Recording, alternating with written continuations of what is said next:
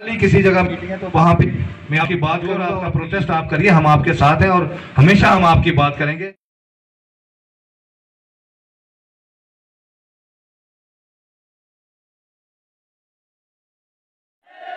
आवाज दो, PH ply United front जिंदाबाद, PH प्लाई यूनाइटेड फ्रंट जिंदाबाद जिंदाबाद। जम्मू की टीम आगे बढ़ो,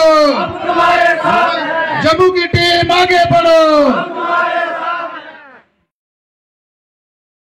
बात करूंगा और मैं एक्शन साहब को भी ये कहूंगा कि आपने ठीक कहा, एक्शन साहब हमेशा रियासी के अंदर ज्यादा बैठते हैं।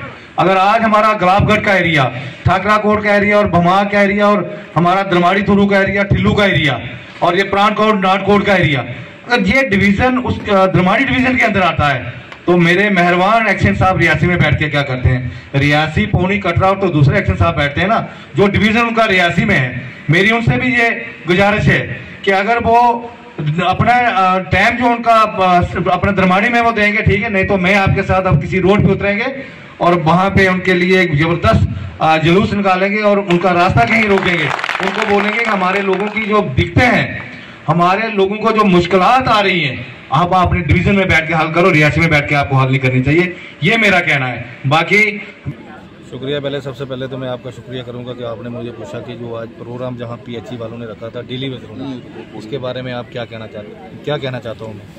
ये तो आपको पता है कि मैंने अभी यहाँ पे बोला भी है कि जितने भी ये हमारे डेली वेजर लोग हैं, जैसे मैंने कहा कि एक मैं बार बार उसी का नाम लेता हूँ, मोहम्मद शरीफ साहब हैं, मेरा पड़ोसी था, हमारे पानी चलाता था हमारे मोहल्ले में, गाँव में, तो वो बेचारा रिटायर हो गया 2 साल पहले। तो हमारा ये कहना है कि जो आदमी डेली वेजर अगर रिटायर होता है तो गवर्नमेंट एक जैसे आपके ये PHE के जो यूनियन के प्रेसिडेंट हैं, यहाँ पे परमानेंट यूनियन के प्रेसिडेंट हैं, इन्होंने क्राइटेरिया बनाया कि उसको कम से कम 10 लाख रुपये मिलना चाहिए। मेरा ये कहना है कि 10 लाख अगर उसको मिलता है तो वो ठीक है, नहीं तो उसका कोई बेटा घर में, बेटी या बेटा घर में, उसको कम से कम डेली वेजर लाना चाहिए। उससे पहले मेरी, जैसे मुझे आज ही कहा कि आपने BJP ज्वाइन की, बिल्कुल मैं BJP का छोटा मोटा वर्कर हूँ।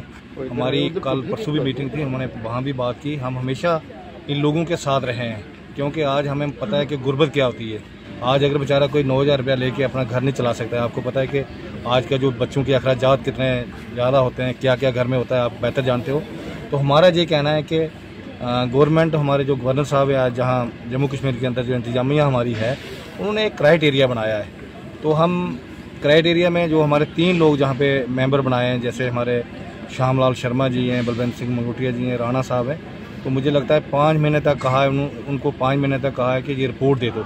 और मेरी मंगोटिया साहब से हमेशा बात होती रहती है, उन्होंने ये कहा कि ये रिपोर्ट जो होगी बिल्कुल इन लोगों के हित की होगी, इनके हक की होगी। और ये मुझे लगता है कि ये अगर मेरे भगवान ने चाहे और हमारी गवर्नमेंट ने चाहे, ये सारे लोग परमानेंट हो जाए। ये मैं ये कहता हूँ कि जब ये इन लोगों को लगाया गया था उस वक़्त हम लोगों ने, कई लोग आज मुझे जहाँ लग रहे हैं कि हम लोगों ने उस वक़्त जब स्कीमें थी, कहीं उनका टैंक, घर में टैंक था, किसी की ज़मीन में टैंक था, जहाँ स्कीमें हमारी थी वहाँ पे काम नहीं चल रहा था, कुछ लोग हमने जो उस वक़्त लगा दिए। अब उनको आस्ता आस्ता सेटल करने के लिए, उनका एक अगर किसी को परमानेंट करना है तो उसका कम से कम क्राइटेरिया तो बनाना है, उसको किसी तरीके से कहीं ना कहीं पे तो मिलनी चाहिए। इसीलिए गवर्नमेंट ने एक जहाँ पे स्कीम बनाई है, मेंबर कमेटी बनाई है, वो कमेटी रिपोर्ट देगी और ये सारा मुझे लगता है सेटल हो जाएगा और सारा बेहतर हो जाएगा। क्या लगता है कि जो भी इलेक्शन हो, चाहे वो पंचायत की हो, असेंबली की हो, पार्लियामेंट की, उससे पहले इनका मुद्दा हल हो जाएगा। उम्मीद है कि पहले ही मुद्दा हल हो जाएगा। पहले सबसे पहले मैं जम्मू न्यूज़ नेटवर्क का शुक्रिया अदा करता हूं, जो हमारे इन गरीबों की आवाज़ को ऊपर तक पहुंचाने की कोशिश करते हैं। सबसे बड़ा हमारा डेली वेज का मसला है। डेली वेज हमारे साथी जो 60 साल की उम्र होने के बाद कुछ घर में चले गए, हमारे आधे साथी जो हैं वो कुछ डेथ हो चुके, कुछ लोगों ने सुसाइड कर दिया, उनके बच्चे बीवियाँ आज घर में फाका कशी का शिकार हैं। तो मेरी गवर्नमेंट से डिमांड है कि जो रिटायर होकर चले गए उनको कम से कम 10 लाख रुपया देकर और उनका जो पहला बकाया है जो 3-4 लाख रुपया बनता है वो देकर उनको घर भेजा जाए।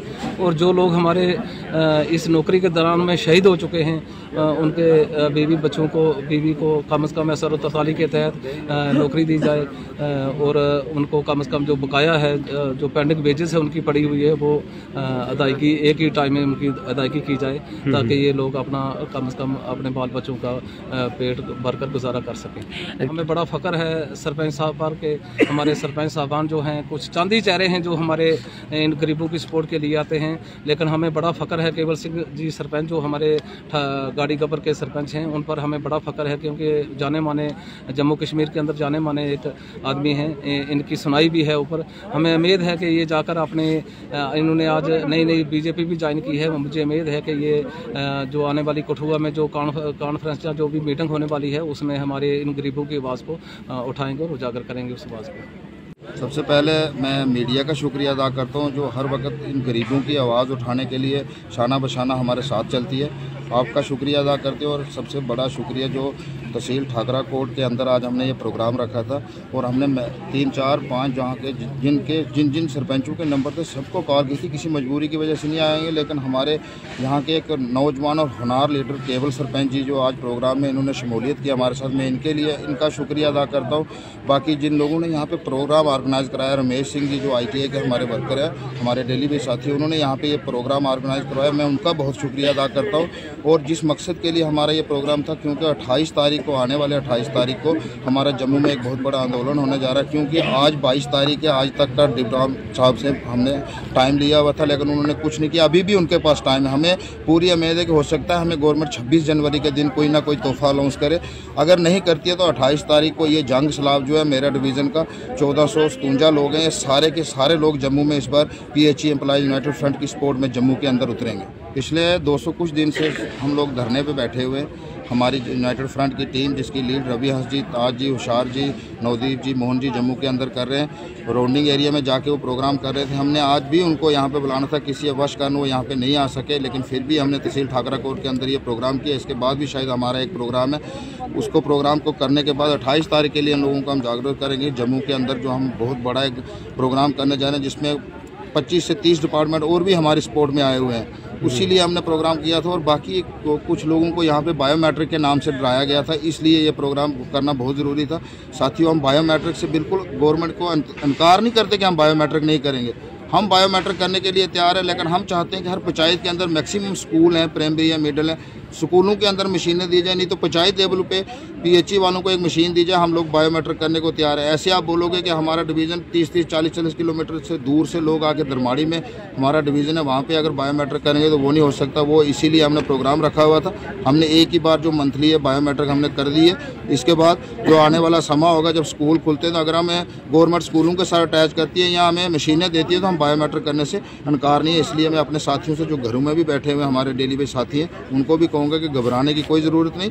बायोमेट्रिक आप लोगों की तभी होगी जब पूरी तरह पंचायतों में फंक्शनल मशीनें होंगी, क्योंकि तब तक हमारी बायोमेट्रिक जो है नहीं हो सकती। अखबार 28 तारीख का एक बहुत बड़ा आंदोलन करने जा रहे हैं हम लोग। सरकार अगर हमारे मुद्दे हल नहीं करती है तो आने वाला वक्त उनको खुद ही पता है कि क्या होगा उनके लिए, वो सरकार जाने। क्योंकि हमारी लड़ाई जो है कुर्सी के साथ है। इसमें इस टाइम सेंटर में अगर BJP सरकार है तो मुतलका जो LG है वो भी BJP के ही सरकार के चुने हुए एक नुमाइंदे हैं जम्मू के अंदर बैठे हुए। हम चाहते हैं कि LG साहब हमारा काम करे और हमें पूरी उम्मीद है कि जब तक BJP अपनी सत्ता में तब तक हमारी लड़ाई इसी कुर्सी से रहेगी। 28 तारीख के आंदोलन के लिए मैं एक बार फिर आपसे रिक्वेस्ट करता हूँ और यहाँ से लेके गुलाबगढ़ तक जो भी मेरा साथी इस न्यूज़ को देखता हो, सभी 28 तारीख को सुबह ठीक 10:30 बजे चीफ ऑफिस जम्मू में पहुँच के और इस आंदोलन का हिस्सा बने।